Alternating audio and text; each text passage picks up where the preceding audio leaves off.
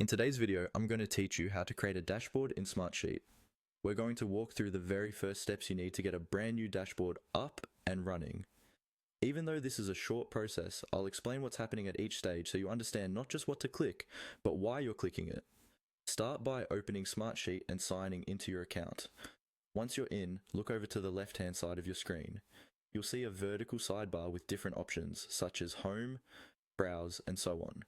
In that sidebar, find the option labeled Create. This is where you'll start whenever you want to build something new in Smartsheet, like a sheet, a report, or in this case, a dashboard.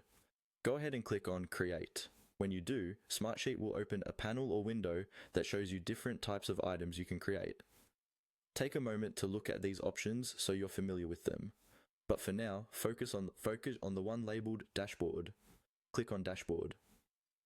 This tells Smartsheet that you want to build a new dashboard rather than a sheet or another kind of item.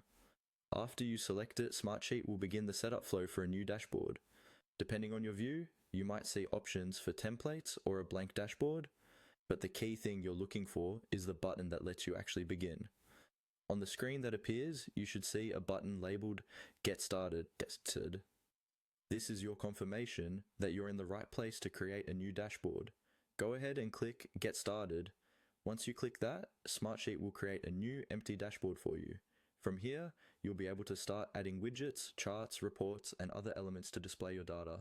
This is where you can customize the layout, connect it to your existing sheets and reports, and really turn it into a central hub for your project or team. To quickly recap, you open Smartsheet. Use the Create option in the left